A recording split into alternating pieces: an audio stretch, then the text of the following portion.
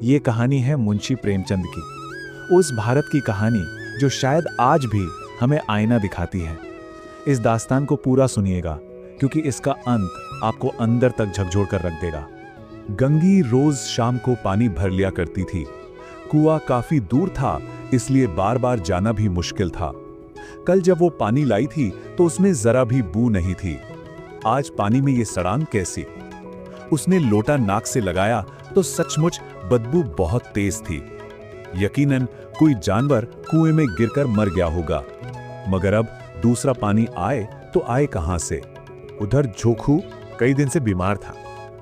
कुछ देर तक तो वो प्यास को दबाए चुपचाप पड़ा रहा, फिर उससे रहा नहीं गया। वो बोला, अब तो मारे प्यास के रहा नहीं जाता, ला थोड़ा पानी दे, नाक बंद करके पी लूंगा। पर गंगी ने पानी नहीं दिया। वो जानती थी कि यह खराब पानी पीने से बीमारी और बढ़ जाएगी। वो बोली, यह पानी कैसे पियोगे? न जाने कौन जानवर मरा है। रुको, मैं कुएं से दूसरा पानी ले आती हूँ। जोखू ने हैरत से उसकी तरफ देखा। पानी? पानी कहां से लाएगी? ठाकुर और साहू के 2 कुएं तो हैं, पर क्या वो 1 लोटा पानी भी भरने देंगे? फिर वो कड़वाहट से बोला, हाथ पांव तुड़वाएगी और कुछ न होगा, चुपचाप बैठ जा। ब्रह्म देवता तो बस आशीर्वाद देंगे, लेकिन ठाकुर लाठी मारेगा और साहू जी 1 के 5 लेंगे। अरे गरीबों का दर्द समझता कौन है? हम तो मर भी जाते हैं तो कोई दरवाजे पर झांकने तक नहीं आता। कंधा देना तो बहुत बड़ी बात है। ऐसे लोग हमें कुएं से पानी भरने देंगे? इन शब्दों में एक कड़वा सच था। गंगी भला इसका क्या जवाब देती, पर उसने ठान लिया था वो बदबूदार पानी वो जोखू को पीने नहीं देगी। रात के कोई 9 बजे होंगे। थके हारे मजदूर सो चुके थे, पर ठाकुर के दरवाजे पर अब भी 10-5 बेफिक्रे लोग जमा थे। कानूनी दाव पेंच और बहादुरी की बातें हो रही थीं। ठीक इसी समय गंगी कुएं से पानी लेने पहुंची। एक कुप्पी की धुंधली सी रोशनी कुएं पर पड़ रही थी। गंगी कुएं की जगत की आड़ में छिपकर बैठ गई और सही मौके का इंतजार करने लगी। वो सोचने लगी, इस कुएं का पानी तो सारा गांव पीता है, किसी के लिए कोई रोक टोक नहीं। सिर्फ हम जैसे बदनसीब ही यहां से पानी नहीं भर सकते। गंगी का विद्रोही मन समाज के इन रिवाजों और मजबूरियों पर चोट करने लगा। वो सोचने लगी, हम क्यों नीच हैं और ये लोग क्यों ऊंच हैं? सिर्फ इसलिए कि ये लोग गले में एक तागा डाल लेते हैं। अरे यहाँ तो जितने हैं सब एक से एक छटे हुए हैं। चोरी ये करें, जाल फरेब ये करें, झूठे मुकदमे ये करें। अभी इसी ठाकुर ने तो उस दिन बेचारे गड़रिये की भेड़ चुरा ली थी और बाद में मारकर खा गया। इन्हीं पंडित जी के घर में तो 12 महीने जुआ होता है। यही साहू जी तो घी में तेल मिलाकर बेचते हैं। काम करा लेते हैं, पर मजदूरी देते वक्त इनकी नानी मरती है। आखिर किस बात में ये हमसे ऊंचे हैं? पर घमंड तो ऐसा है कि हम ही ऊंचे हैं। तभी कुएं पर 2 औरतें पानी भरने आईं। वो आपस में बातें कर रही थी। एक बोली, खाना खाने बैठे ही थे कि हुक्म हुआ, जाओ ताजा पानी भर लाओ। घड़े के लिए तो इनके पास पैसे हैं नहीं। दूसरी बोली, हाँ, हम लोगों को आराम से बैठे देखकर जैसे इन मर्दों को जलन होती है।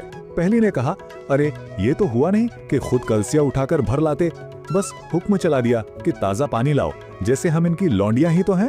दूसरी ने हंसकर जवाब दिया, लौंडियां नहीं तो और क्या हो तुम? रोटी कपड़ा नहीं पाती और 10-5 रुपए भी तो छीन झपट कर ले ही लेती हो, और लौंडियां कैसी होती हैं? पहली औरत बोली, मत शर्माओ दीदी, एक पल आराम करने को जी तरस जाता है। इतना काम किसी दूसरे के भर कर देती ना तो इससे कहीं ज्यादा आराम से रहती। जब दोनों पानी भरकर चली गईं, तो गंगी पेड़ की छाया से निकली और कुएं की जगत के पास आई। बेफिक्रे लोग जा चुके थे। ठाकुर भी दरवाजा बंद करके अंदर आंगन में सोने जा रहा था। गंगी ने एक पल के लिए सुख की सांस ली। चलो, किसी तरह मैदान तो साफ हुआ। गंगी दबे पांव कुएं की जगत पर चढ़ी। जीत का ऐसा एहसास उसे पहले कभी नहीं हुआ था।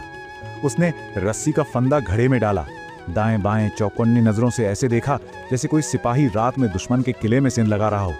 उसे पता था अगर इस वक्त वो पकड़ी गई तो उसके लिए माफी या रियायत की रत्ती भर भी उम्मीद नहीं है। आखिर में उसने देवताओं को याद करके अपना कलेजा मजबूत किया और घड़ा कुएं में डाल दिया। घड़े ने पानी में गोता लगाया, बहुत ही आहिस्ता से, जरा भी आवाज नहीं हुई। गंगी ने 2-4 हाथ जल्दी जल्दी खींचे, घड़ा कुएं के मुंह तक आ पहुंचा। शायद कोई बड़ा शहजोर पहलवान भी इतनी तेजी से उसे नहीं खींच सकता था। गंगी झुकी कि घड़े को पकड़कर जगत पर रख ले कि तभी एकाएक ठाकुर साहब का दरवाजा खुल गया। शेर का मुंह भी शायद इससे ज्यादा भयानक ना होता होगा। उस आवाज से गंगी के हाथ से रस्सी छूट गई। रस्सी के साथ घड़ा धड़ाम से पानी में जा गिरा और कई पल तक पानी में हिलकोरे की आवाजें सुनाई देती रहीं।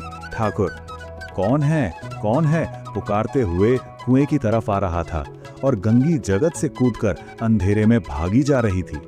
घर पहुंचकर हांफते हुए जब उसने दरवाजा खोला तो अंदर जो मंजर उसने देखा कि जोखू लोटा मुंह से लगाए वही मैला गंदा पानी पी रहा था।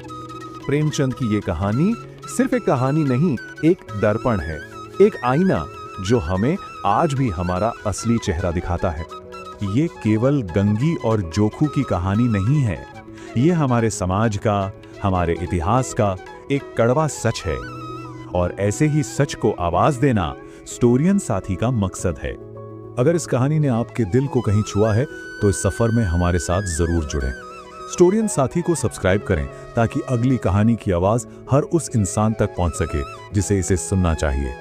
मिलते हैं अगली कहानी में एक नए सच और एक नए एहसास के साथ। तब तक विचार करते रहिएगा। धन्यवाद।